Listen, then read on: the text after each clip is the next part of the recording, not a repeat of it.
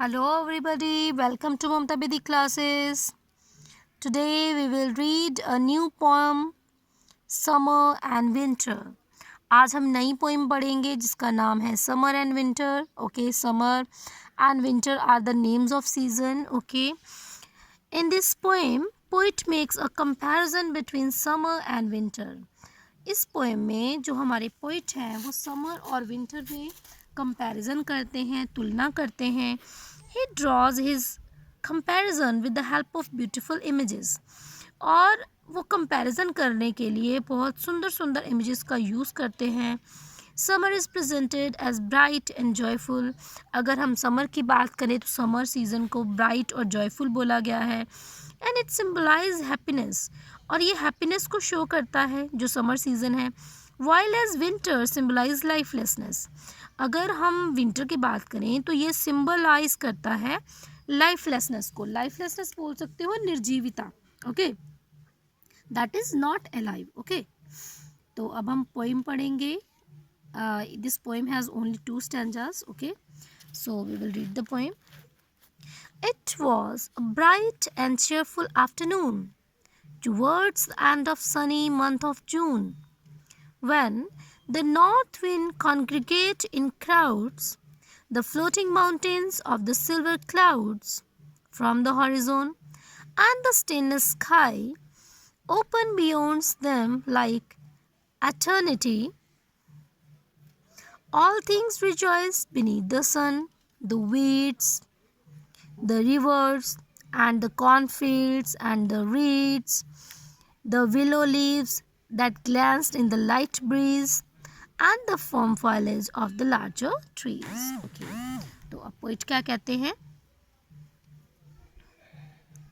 यहाँ पे पोइट कहते हैं कि it was a bright and cheerful afternoon towards the end of Sunny month of June.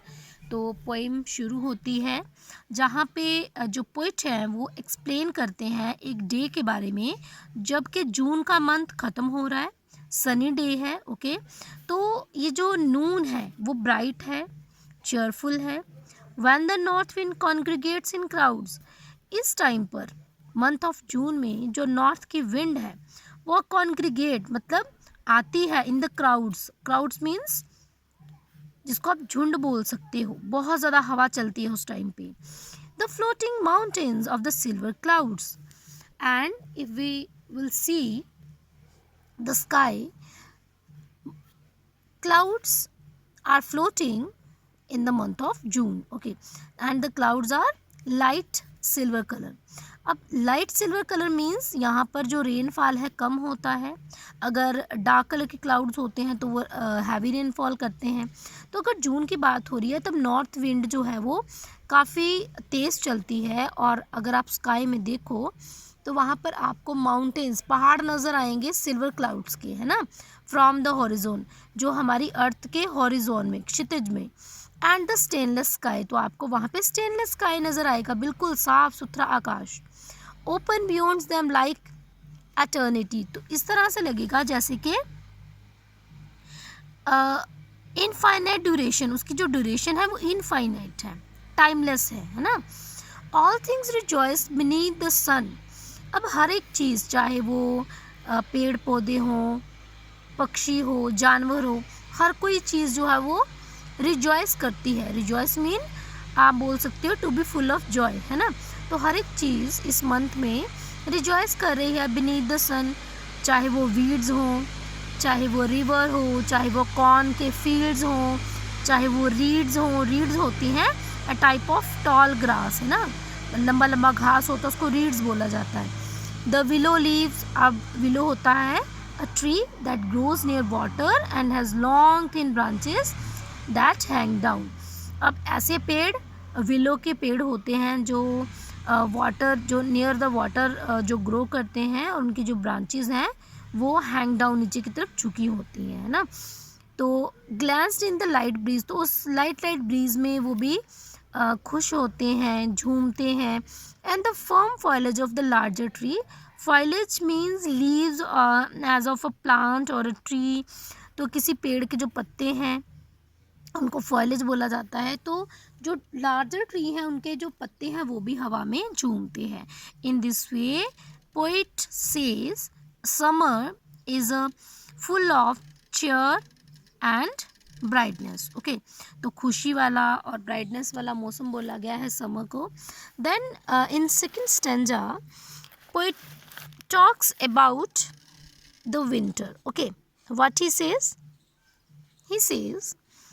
it was a winter such as when birds die in the deep forest and the fishes lie stiffened in the transparent ice, which makes even the mud and the slime of the warm lakes a wrinkled cloth as hard as brick. And when among their children comfortable men gathered about great fires and yet feel cold, alas then for the homeless beggar old. अब second stanza में poet कहते हैं कि it was a winter. अब winter की बात हो रही है। Such as when birds die, तो विंटर के सीजन में क्या होता है, ठंड ज़्यादा होती है। And birds cannot bear that terrible cold, तो जो बर्ड्स हैं वो उस ठंड को बर्दाश्त नहीं कर सकते हैं और वो मर जाते हैं। इन द डीप फॉरेस्ट, ठीक है, बड़े बड़े जो घने जंगल होते हैं। And the fishes lie stiffened in the transparent eyes, stiffened होता है अकड़ जाना, है ना। And transparent means that is not transparent, है ना। तो जो पानी है ना, जो रिवर्स होती हैं या सीज होते हैं, तो उनका जो पानी है वो because of the low temperature वो ट्रांसपेरेंट हो जाता है, आइस में कन्वर्ट हो जाता है और उसमें जो फिशेज होती हैं वो स्टिफन्ड हो जाती हैं, अकड़ जाती हैं एंड देन वो मर जाती हैं। Which makes even the mud and the slime of the warm lakes, अब ठंड के कारण जो मड, जिसको हम कीचड़ बोलते हैं, या जो वार्म लेक्स होती हैं वो स्लाइम में कन्वर्ट हो जाती हैं, मड में कन्वर्ट हो जाती हैं। अ wrinkle क्लोड as hard as brick, और जो वो लेक्स होती हैं उनका जो पानी है वो इतना बर्फ़ की तरह जम जाता है और इतना हार्ड हो जाता है जैसे कि कोई ब्रिक हो। अगर हम उस फ्रीज्ड जो वाटर होता है तो उसको अगर हम मारें किसी को तो उससे चोट भी लग सकती है, वो इतना ज़्यादा हार्ड हो जाता है पानी, है ना, क्योंकि बिकॉज ऑफ